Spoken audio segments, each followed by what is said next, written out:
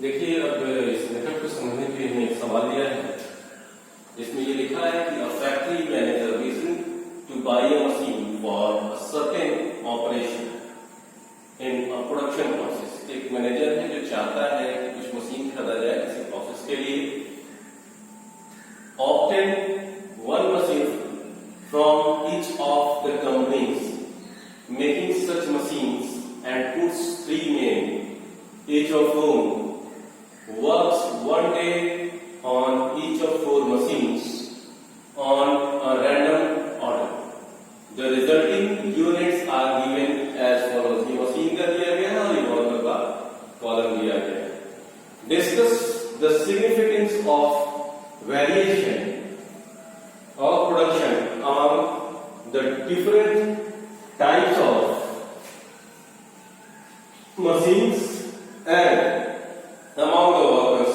The 1% value of F for 26 and 36 degree of freedom are 10.92 and 9.7 respectively. ये degree of freedom और F की value तो बाद में क्रिटिकल वैल्यू से मैच करने के काम में आएगा जहां हमारे नल्ला प्रोसेस रिजेक्ट या एक्सेप्ट हो। मतलब पहला प्रोसेस है हमारा हाइपोथेसिस को फ्रेम करना। इन दोनों को देख के हमको ये मिला, पहला कि वर्कर का जो है रिलेशनशिप प्रोडक्टिविटी के साथ वो डिफर नहीं करेगा। वर्कर का कॉलम प्रोडक्टिविटी के साथ डिफर नहीं कर रहा है। पहला मैंने H0 ये माना है। पहले में H0 है कि वर्कर का डिफरेंस प्रोडक्टिविटी के कारण नहीं होगा। मतलब इसको हम एक दूसरे तरीके से कर सकते हैं कि the worker column doesn't differ in respect of productivity. Worker का जो है वो डिफरेंस नहीं होगा प्रोडक्टिविटी के कारण। दूसरा हम इसमें कर सकते हैं मशीन के रिस्पेक्ट में। तो दिया गया है कि मतलब इसका चेंज है या नहीं है सिग्निफिकेंस, तो हम यहाँ कहेंगे कि mean production will not differ due to changes in the machine. Mean production इनका चेंज नहीं करेगा due to change in machine. ये आप लिख लीजिए। अब हम इससे आगे आते हैं। जब हम कोई भी हाइपोथेसिस फॉर्मुलेट करते हैं उसके बाद काम शुरू होता है हमारा कैलकुलेशन के प्रोसेस का। तो जैसा कि हम जानते हैं कि इस मेथड में अगर जरूरत है तो आप कोडिंग यूज करिए, नहीं है तो डायरेक्ट भी बना सकते हैं। चलिए मैं यहाँ पे कोडिंग यूज कर लेता हूँ ताकि ये भी समझ में आ जाए। नॉर्मल तो इस तरीके से उठा के सीधे आप बता सकते हैं हमें क्या क्या ऑपरेट करना होता है। हमने ये पीछे समझा। यहाँ पे हम कोडिंग कर लेते हैं और सब में से 96 घटा लेते हैं। Coding by subtracting 96 from each of the following. Each of the following. अब इसको हम जब कोडिंग कर लेंगे सब में से जब घटा लेंगे 96 तब कितना कितना हो जाएगा। तो फिर से हम नया W1 W2 W3 लिखें। आइए कॉलम बनाते हैं W1 W2। घटाने के बाद ये कोडेड डेटा होगा W3।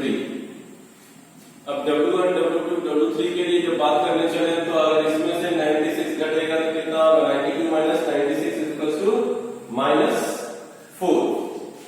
तो पहला हो गया -4, दूसरा होगा -2, इसी तरीके से होगा 1 और 2। -4 -2 1 and 2 ये तो हो गया। अब हमारा W2 कितना होगा 96 से करें तो -3 0 1 और 3 हो जाएगा। अब हम W3 की ओर चले तो ये हमारा हो जाएगा -2 क्यूब हो जाएगा। प्लस लिखने की आवश्यकता नहीं है, आप लिख सकते हो, प्लस ना भी लिखेंगे तो छिपा रहता है 4 और हो जाएगा आपका 3। ओके, तो ये W1 W2 W3 रिप्रेजेंट कर रहा है x1 x2 और x3 को। अब हम इसका स्क्वायर करेंगे, W1 का स्क्वायर, W2 का स्क्वायर, W3 का स्क्वायर, ठीक है। और हम इसकी जरूरत हमको इस रो की जरूरत पड़ेगी और कॉलम की इस वाले में जरूरत पड़ेगी। आइए पहले रो जोड़ देते हैं। 4 3 7 2 9, यानी समेशन, अगर मैं इसको x1 x2 और x3 मानूं तो समेशन r हमारा जो होगा -9 के इक्वल होगा। ये हमारा कितना होगा 2 2 4, लेकिन ये माइनस और प्लस होने के कारण इसकी वैल्यू जाएगी 0। और ये हमारे पास 1 2 4 6 हो गया, 2 3 5 3 8 हो गया। ये रो का है, मतलब इस तरफ का जोड़ा है मैंने। अब मैं इसी का स्क्वायर करूं, ठीक है, तो 4 का स्क्वायर करूंगा तो कितना होगा, 4 का स्क्वायर करूंगा तो 16 हो जाएगा। अभी माइनस हट जाएगा। आइए W1 का स्क्वायर करो, 4 का स्क्वायर 16, 2 2 जा 4, 1 और 4।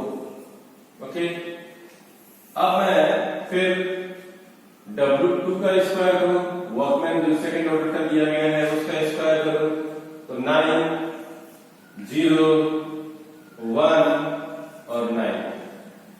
इसी तरीके से मैं लास्ट वन W3 का स्क्वायर करूं तो हमारी वैल्यू कितनी हो जाएगी, 4 4 16 और 9।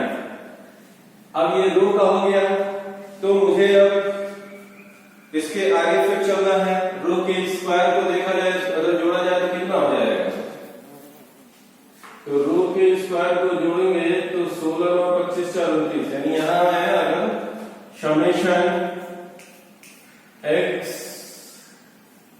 रो स्क्वायर की बात करूं, x स्क्वायर को जब करूंगा तो ये हो जाएगा 29। ये सारे के आगे प्लस है,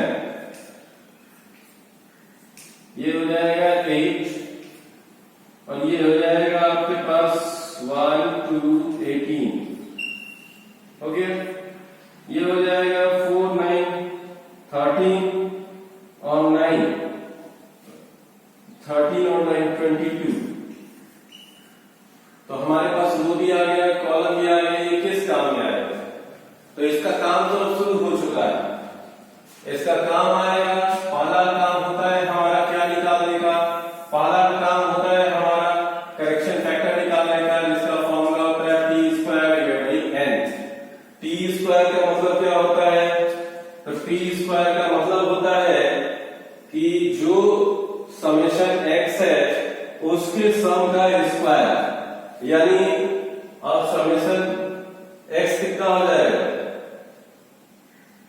तो हम देखेंगे समेशन x हमारे पास -9 और 6 -3 यानी +5 हो जाएगा।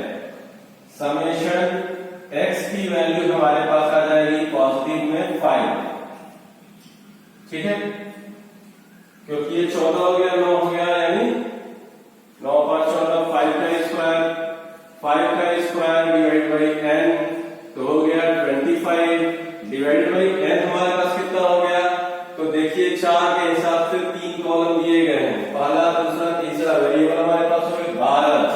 तो इसको हम लिख सकते हैं 2.083, तो ये हो जाएगा 2.083।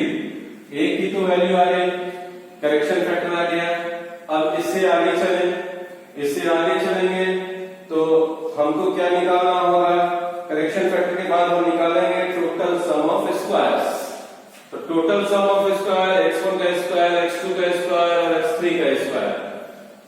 तो अगर हम पूरा x1 x2 x3 करें तो 29 और 8 37 और 40 77 कितना आएगा ये हमारा समेशन x का स्क्वायर यहाँ पे आ चुका है। तो इस समेशन x के स्क्वायर को हम चाहे तो सीधा लिख लें 77। फॉर्मूला आप लिख लीजिएगा कि x1 का स्क्वायर, x2 का स्क्वायर, x3 का स्क्वायर। अगर मेरे इसकी वैल्यू होगी तो इसको बोलेंगे summation x square, x r का स्क्वायर। तो अब रो के जितने भी हैं इनका टोटल आ गया आपके पास 77। तो 77 में से आप मैं टोटल सम ऑफ स्क्वायर की बात करूं तो हो जाएगा 77 माइनस 2.083। चाहे तो आप समेशन x1 का स्क्वायर, x2 का स्क्वायर, x3 का स्क्वायर, x4 का square minus d square divide by n पूरा फॉर्मूला लेंगे। मैंने डायरेक्ट यहाँ पे कर दिया है कि total sum of squares SST की वैल्यू जो है वो हमारी कितनी आएगी। तो ये हो जाएगी, अगर मैं घटाऊंगा इसमें से तो 77 में से 2 जाएगा यानी 75 यानी 74.917 हो जाएगा। ये आपका टोटल सम ऑफ स्क्वायर हो गया। अब आपको क्या चाहिए, तो अब आपको चाहिए SSC, total sum of columns, यानी सम ऑफ स्क्वायर बिटवीन कॉलम। अब sum of square between column के लिए आप जितने भी सम्स हैं समेशन x c पहला, दूसरा, तीसरा, चौथा सबको इनसे डिवाइड करेंगे। तो इसके लिए ना तो मैं फॉर्मूला लिख देता हूं यहाँ पे, वहां तक तो ठीक था, पुराना था। Total sum of square between columns. तो total sum of square between columns जब लिखेंगे तो हो जाएगा summation x(c1) divide by n1। जितने सैंपल्स होंगे उनसे आपको करना होगा, ठीक है, जितने नंबर्स होंगे, प्लस समेशन x(c2), हमारे पास 4 है टोटल, 1 2 3 4, ठीक है। हमारे पास टोटल 4 नहीं है, 3 है, W1 W2 और W3। तो ये वेरिएबल 4 है, तो x(c2) n2 plus summation x(c3) divided by n3। अब मैं इसकी सीधे सीधे वैल्यू रख दे रहा हूं, इतना डिवाइड करने के बाद माइनस में t स्क्वायर, इन सबको एक में कर दें और इसमें से माइनस हो जाए t square divide by n। तो इसकी वैल्यू अगर रखेंगे समेशन x(c1), तो अब हमारे पास आइए c1 का मतलब हो गया कॉलम नंबर 1 का कि कितना होगा। अगर हम करें तो 4 को 6 में से 3 गया, बचेगा कितना, 3। तो कौन सा, तो -3। अगर यहां की बात करें तो ये हो जाएगा समेशन x(c1) -3।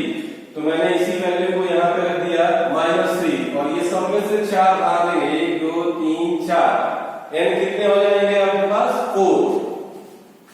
तो अब आप लिख सकते हैं -3 का होल -3, ये सबका स्क्वायर रहेगा x,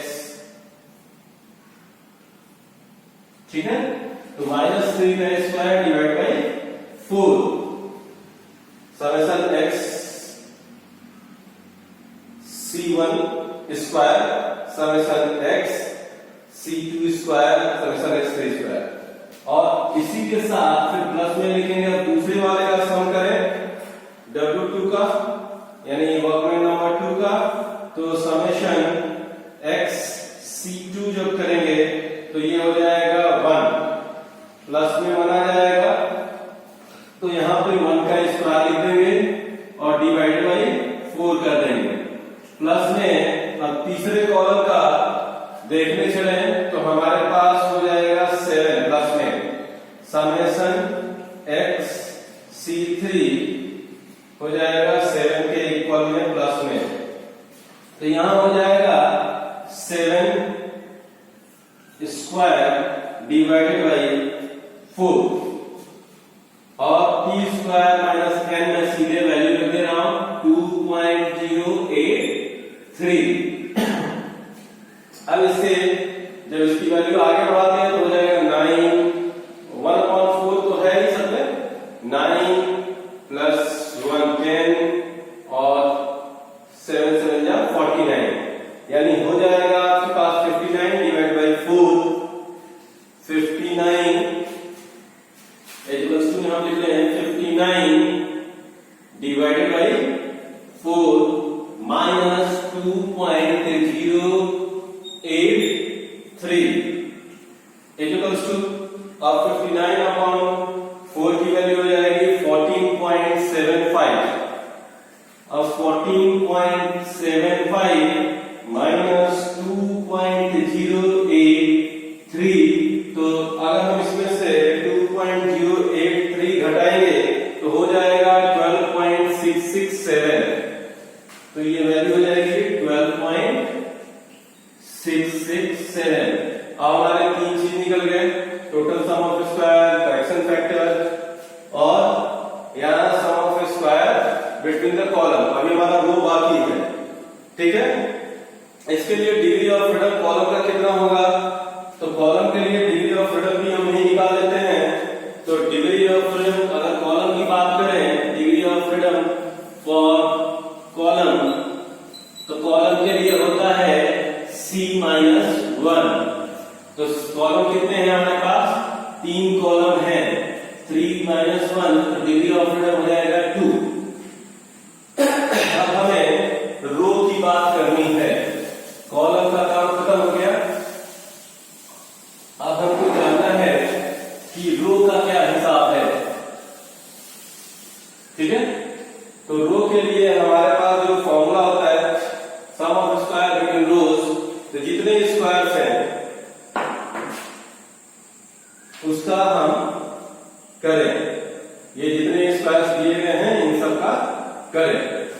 तो आइए सम ऑफ स्क्वायर बिटवीन रोज की बात करें, तो अब स्क्वायर का कितना कितना है, ठीक है। ये तो x, यहां कंफ्यूजन ना हो इसलिए एक चीज ध्यान दीजिएगा, ये कंफ्यूजन भी हो सकता है इस तरह से लिखने से। आप ऐसा करिएगा कि इसको होल स्क्वायर समझिएगा, x स्क्वायर और होल स्क्वायर में डिफरेंस होता है। यहां जो किया है वो कॉलम का इंडिविजुअल कॉलम का एक एक किया है, और यहां जो करने जा रहा हूं वो उनके स्क्वायर का करने जा रहा हूं, ठीक है। तो हम यहाँ पे उस चीज को समझ लें कि किसका स्क्वायर, x का होल स्क्वायर, इस समेशन x का स्क्वायर, ये चीज यहाँ पे कंफ्यूज करता है, इसलिए मैंने ऐसे साथ तो लिखने से पहले इसको क्लियर किया है। इसको ब्रैकेट नहीं लिखेंगे, ऐसे लिखेंगे तो गलत माना जाएगा। अब यहाँ सम ऑफ स्क्वायर बिटवीन कॉलम्स निकाल चुके हैं, अब हमें निकालना है सम ऑफ स्क्वायर बिटवीन रोज। तो हम निकालेंगे सम ऑफ स्क्वायर बिटवीन रोज।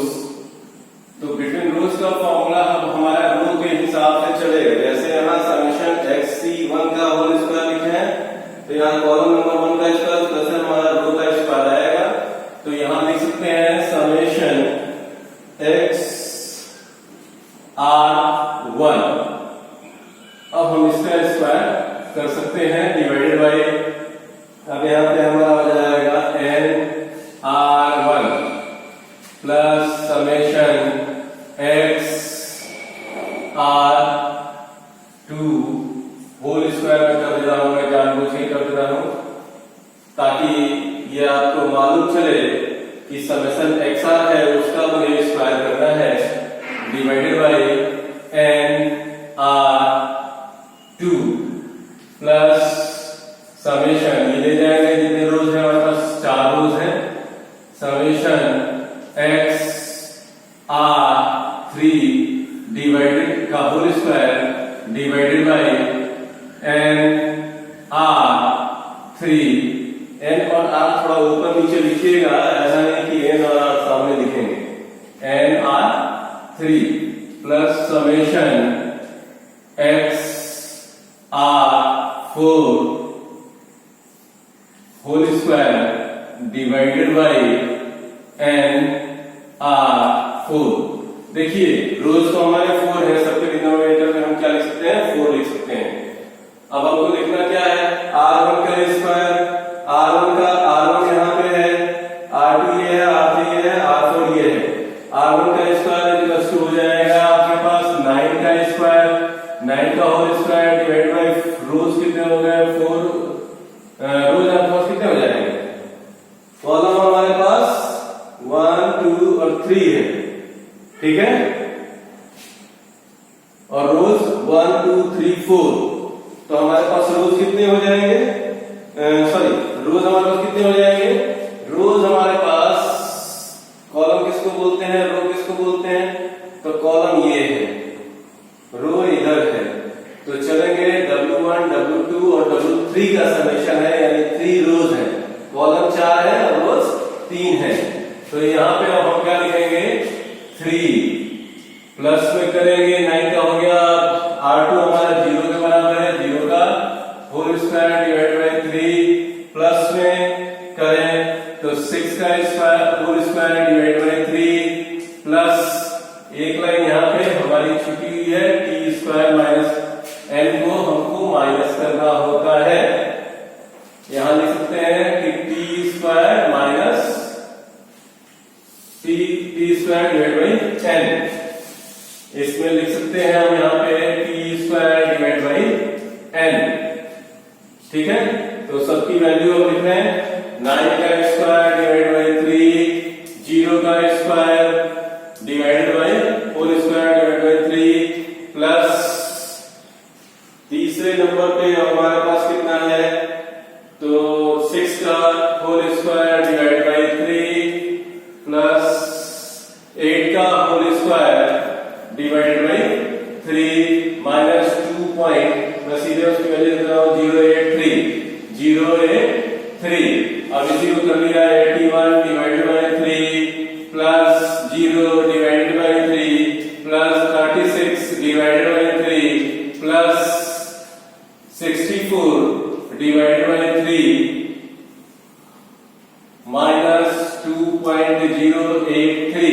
अगर इन सबको जोड़ूंगा डिवाइड बाई 3 तो सबके है, तो 181 डिवाइडेड बाई 3 हो जाएगा 181 डिवाइडेड बाई 3 माइनस 2.083। अगर इससे करेंगे तो हो जाएगा 60.333, ये हो जाएगा 60.333 माइनस 2.083। अगर इसको करेंगे तो हो जाएगा 58.25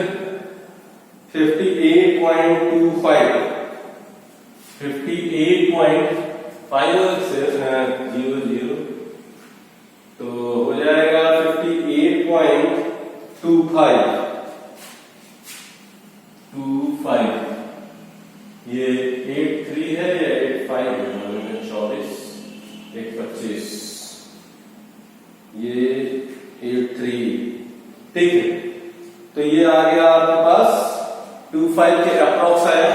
अब इसके लिए डिग्री ऑफ फ्रीडम अगर हम निकालने चले तो डिग्री ऑफ फ्रीडम इस तरह से कॉलम का होता है, उस तरह से रो का होता है r-1। तो अब आपके पास r कितने हैं, r आपके पास कितने हैं, तो 4 है, रोज आपके पास 4 है, ठीक। तो हो जाएगा 4 - 1 = 3, तो डिग्री ऑफ फ्रीडम आपके पास 3 है। अब आपको एक चीज केवल निकालना होगा, वो निकालना होगा रेजिडुअल के लिए, यानी एरर वाला, sum of square due to error. अब sum of square due to error जब निकालने चलेंगे तो हम लिखेंगे sum of square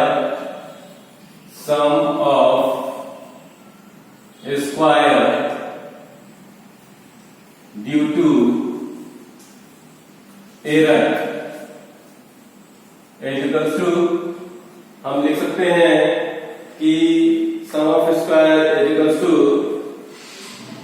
SST minus SSC, SST minus SSC plus SSR। अब इस SST की वैल्यू हमने सम ऑफ स्क्वायर टोटल का हमने निकाला था 74.917, अभी जो बताया है 74.917, और सम ऑफ स्क्वायर कॉलम का आपका आया है कितना, तो कॉलम का आया है 12.667, 12.667, और इसके साथ हम ऐड कर लें रोज का 58.25, उसको 250 भी कह सकते हैं, ये 25 जो है 58.250। तो अब हमारा 74.917, अब इसमें करें तो हो जाएगा आपका 70 पॉइंट, आपका ये हो जाएगा कुल मिलाकर के ये 70 के अप्रोक्स हो जाएगा, वो 74 है, तो ये हो जाएगा अप्रोक्स 4। इन सबको कर लें, ये 74 हो जाएगा, ये सर हाँ उतना ही आ रहा है, यानी ये हो जाएगा केवल 74.917, ये हो गया 70.917। तो अब हो जाएगा 74.917 माइनस 70.917, वैल्यू हो जाएगी 4। तो डिग्री ऑफ फ्रीडम अगर हम SSE का निकालने चले जाएंगे रेसिडुअल का, तो आपके पास होता है कॉलम और रो R-1, और डिग्री ऑफ फ्रीडम की बात करें आपका हो जाएगा R-1 और कॉलम -1। तो आपके पास R-1 कॉलम -1 आपके पास है पहले से 3 और 2 है, तो 3 into 2 मैं लिख दूं तो हो जाएगा डिग्री ऑफ फ्रीडम इसके लिए 6 SSE के लिए। अब आपको करना कुछ नहीं है, आपको केवल अब एक टेबल बना देना है, जिसको हम एनोवा टेबल के नाम से जानते हैं, तब हमारा काम समाप्त होगा। उसके बाद केवल उसका एनालिसिस एंड इंटरप्रिटेशन बचेगा। तो आइए एनोवा बनाते हैं। एनोवा में सारी वैल्यू आपको मिली गई है, तो वैल्यू एक एक करके लिखते हैं। एनोवा में 3 बनते हैं, पहला आता है सोर्स, और सोर्स में हम लिखते हैं sum of square between rows, sum of square between column और SSE। सम ऑफ स्क्वायर, या ऐसा कर लें between column between rows, between column between rows, और इसी के साथ कर लें रेजिडुअल, यही आपके फॉर्मेट में है। तो अब पहला सम ऑफ स्क्वायर बिटवीन कॉलम्स, पहला कॉलम किसका बना है, तो सम ऑफ स्क्वायर का बना है। तो sum of square between columns का, इसका नाम ही है सम ऑफ स्क्वायर। अब कॉलम के सामने आ जाए, कॉलम के सामने सम ऑफ स्क्वायर हमको याद है कि 12.667 आया था। तो sum of square between rows, sum of square between columns, तो SSC आया था 12.667। अब कॉलम का आया था तो रोज का भी आया होगा, तो रोज का हमारे पास अभी आया हुआ है सम ऑफ स्क्वायर बिटवीन रोज, यानी SSR, मैंने इसे कहीं SSR दिखाया है, तो SSR की वैल्यू हमारे पास है 58.250, 58.250। अब अभी हमने रेजिडुअल की value sum of square due to error में अगर हमने निकाला है तो आया है 4, तो SSE कर लें, इसकी वैल्यू हो जाएगी 4।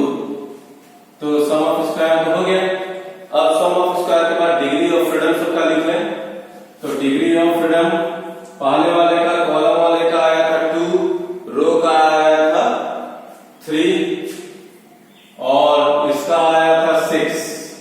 अब डिग्री ऑफ फ्रीडम जब हमारे पास हो गया तो अब हमको जिस तरह से हम मीन ऑफ स्क्वायर निकालते थे, यानी MSC निकालते थे ना, मीन स्क्वायर ऑफ, तो मीन स्क्वायर जब निकालेंगे तो कॉलम का MSC बोलेंगे और रो का MSR बोलेंगे। MSC हमारा हो जाएगा 6.333 इसको मीन स्क्वायर, ये हो जाएगा मीन स्क्वायर। और मीन स्क्वायर में MSC मीन स्क्वायर कॉलम का हो जाएगा 6.33।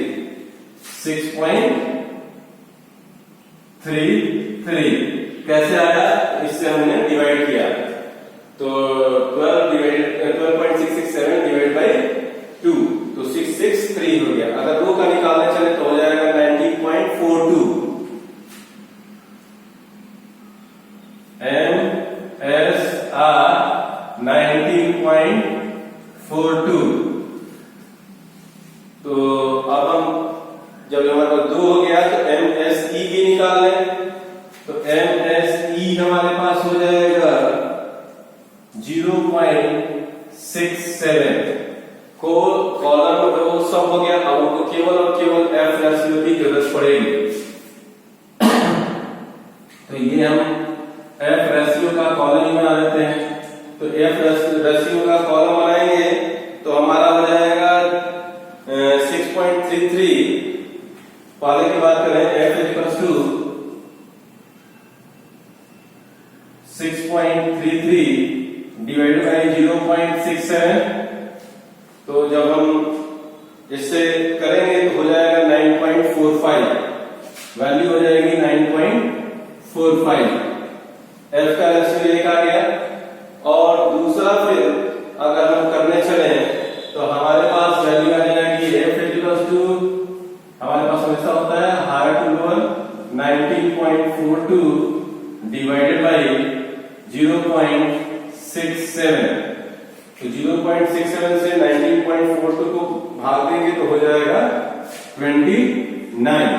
अब इसकी बेसिस पे हम चाहे इसका टोटल दिखा दीजिएगा 6 3 9 2 11। इसका टोटल हो जाएगा 11 और इसका टोटल आपके पास हो जाएगा 74.947 SST 74.917 जो ये आया है इसी के इक्वल इसको होना चाहिए। और इधर टोटल आपको लिखना होगा तो इसका नाम लिख सकते हैं टोटल। अब इसी के बेसिस पे हम कर सकते हैं कि हमारा हाइपोथेसिस एक्सेप्ट होगा या रिजेक्ट होगा। हमने पहले वाले में माना था कि वर्कर का प्रोडक्टिविटी के साथ रिलेशनशिप है, उसमें वर्कर के ऊपर कोई चेंज नहीं आ रहा है, प्रोडक्टिविटी के ऊपर कोई चेंज नहीं आ रहा है। और ये भी आपके क्वेश्चन में दिया गया था कि 1% लेवल ऑफ सिग्निफिकेंस पे आपके पास वैल्यू होगी 10.92 और कैलकुलेटेड वैल्यू हमारा आया है 9.45। तो 9.45 आया है तो 9.45 10.92 से कम है, तो इसलिए हम इसको बोलेंगे कि H0 एक्सेप्ट करेंगे और कोई डिफरेंस नहीं है मीन प्रोडक्टिविटी में, पहला चीज। अब हम इसी तरीके से मशीन्स की बात करें तो मशीन के रिगार्डिंग अगर हम बात करने चलते हैं तो मशीन के लिए अगर हम वैल्यू देखें तो यहाँ पे हमारे पास वैल्यू आई है 29। तो 29 जो है मच मोर है जो आपका 10 इसके लिए दिया गया था 9.78। तो 9.78 से 29 मच मोर हायर है। तो इसमें हम कह सकते हैं कि यहाँ H0 जो है वो रिजेक्ट हो जाएगा और इसका मतलब है कि डिफरेंस जो है मीन प्रोडक्टिविटी और 4 मशीन्स का है, ठीक है, और ये सिग्निफिकेंट है। तो इस तरीके से हम इस कैलकुलेशन को कर सकते हैं, ठीक है।